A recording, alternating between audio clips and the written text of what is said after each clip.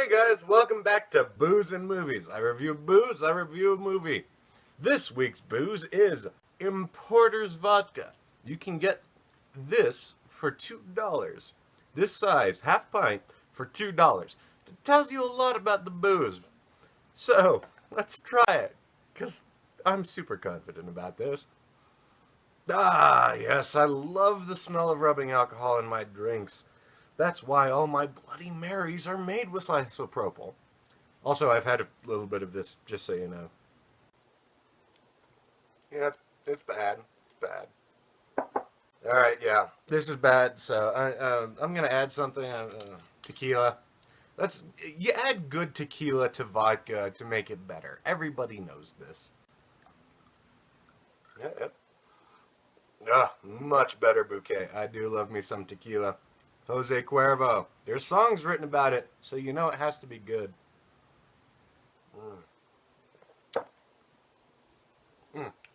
Much better.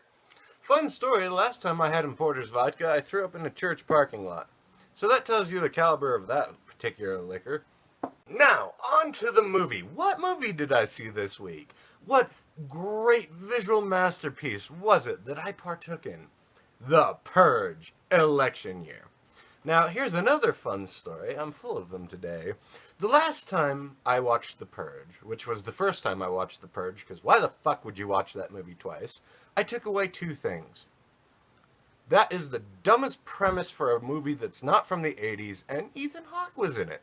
I don't remember a goddamn thing about it other than thinking, at the time, well, at least this'll probably never get a sequel. I was younger then. I didn't know. So what is the plot of The Purge election year? You have a senator. She is running for the office of president. And you have the new founding fathers of America, the NFFA. And she wants to end the purge, and they are the ones who I think were behind the idea originally. And they really like the idea. They like purging themselves in, the non-bulimic fashion. By the way, this could easily have been the title of a documentary about bulimic people who entered, the Miss America pageant. I'm just throwing that out there because I would have preferred watching that movie. Anyway, I'm getting ahead of myself. And the NFFA tried to kill the senator because they believe she has a pretty good chance of making it to office. And it goes awry. Her head security dude gets her away from the initial attack, and then after that they have to survive the purge. And they run into a few characters who are also anti-purge, who have other things they would probably be doing with the night, such as defending a deli, which is one of the main character's issues, and they decide to abandon those plans to help her. Now, as usual, I want to start with the good in these movies. What did I enjoy? Mostly the tequila. But there are a few things I like. McKelty Williamson, in this, he's from Justified. He played a character I liked in that. In this, he's having fun.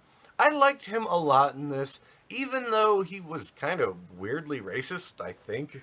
I'll get into that later, because there's, weird racist shit in this for no reason.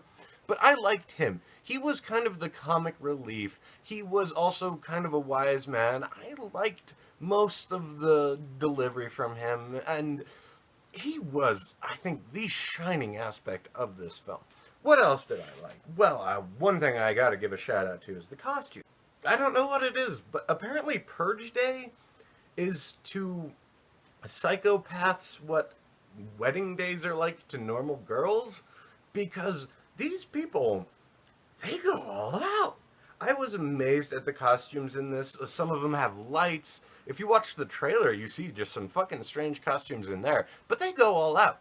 Oh, if you're gonna murder someone and it's gonna be illegal, you gotta dress for that shit. You just got to. And it was weird, but it was also kind of funny and interesting. And I have to say, those are the two best parts of the movie, which tells you a lot about where I'm going with the bad stuff. So, the main problem with the story that I really quickly want to address is the structure, which is dog shit. Like, I know, there's horror movies where the structure isn't that important. They're just going from scare to scare, and that was kind of what I expected with this. There was more action than I thought there would be, and it was appreciated. The action was fine. I mean, this doesn't give Die Hard a run for its chase or anything, but the action's fine. But the thing with action and horror movies is that when there's a slow point in the movie, you're supposed to take that and, if you're a horror movie, explore the characters and create suspense. If you're an action movie, you're supposed to explore the characters and create suspense. This movie, during the slow points, it's just slow. There's just more exposition. There's never a time when I feel like the camera and the writing is trying to get you involved in the characters or what's going on. It's just exposition. It's just exposition. And after all the expositing, I was exhausted during this film. The other problem I have with this movie that I really have to bring up is that it exists. And normally I wouldn't say that about a film because it's very general and just kind of a dumb thing to say, but I don't like the premise of these Purge movies. I think it's stupid. I also think that this one goes back and ruins the first one. I didn't like that one, but if you did, that's fine, but it ruins it. Because the first one is about a rich dude who, has to face these problems when shit goes wrong. This is about rich people who are wiping out poor people to improve the economy, even though if you know anything about economics, that's not how that works, making this one of the dumbest films I've seen, even if the rest had been good, which, don't worry, it's not. You can sit down. It's still a terrible movie. But, okay, that aside, The Purge is just a dumb principle.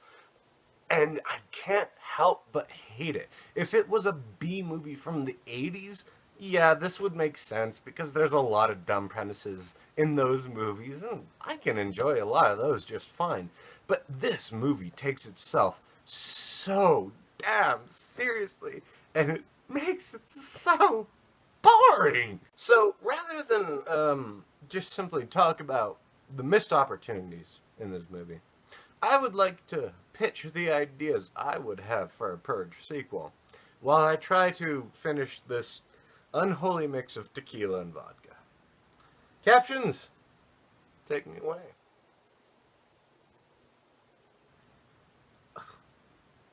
The tequila makes it better.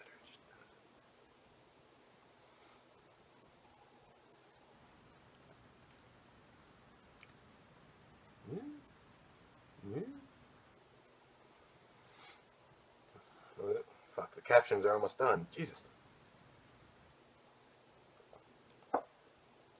I didn't finish, sorry.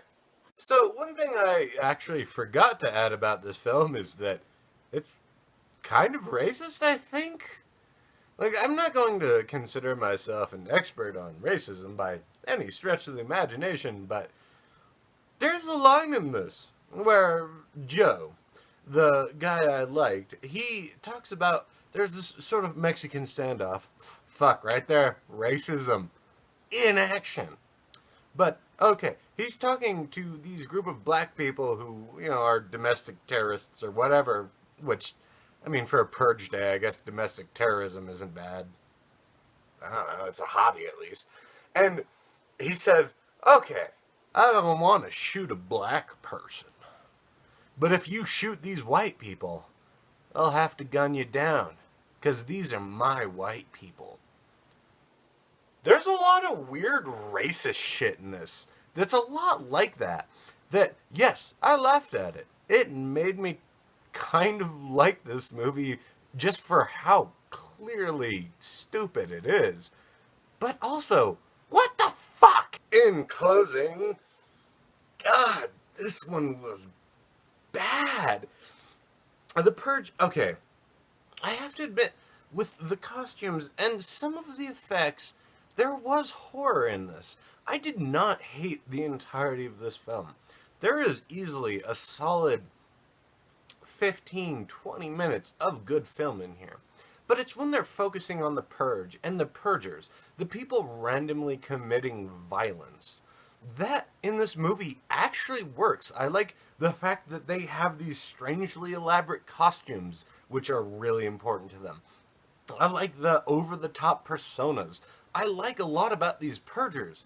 If it focused on the goddamn purge, which it's called the goddamn purge, this movie had potential. But overall, fuck it. This movie, it's a 3 out of 10. Yeah, there's some enjoyment there. I don't think anyone's going to walk away from this and say there was nothing. But the overall aesthetic, the overall entertainment value is diminished. Especially because, and I didn't even mention this earlier, I should have, there's 3 goddamn endings. 3! Return of the King did that. But Return of the King can do that because the book did that. This one is bullshit because it has 3 endings to pad its running time. This movie is boring, it's hard to sit through, and not for the good reasons a horror film should. Overall, guys, I'm drunk. Goodbye.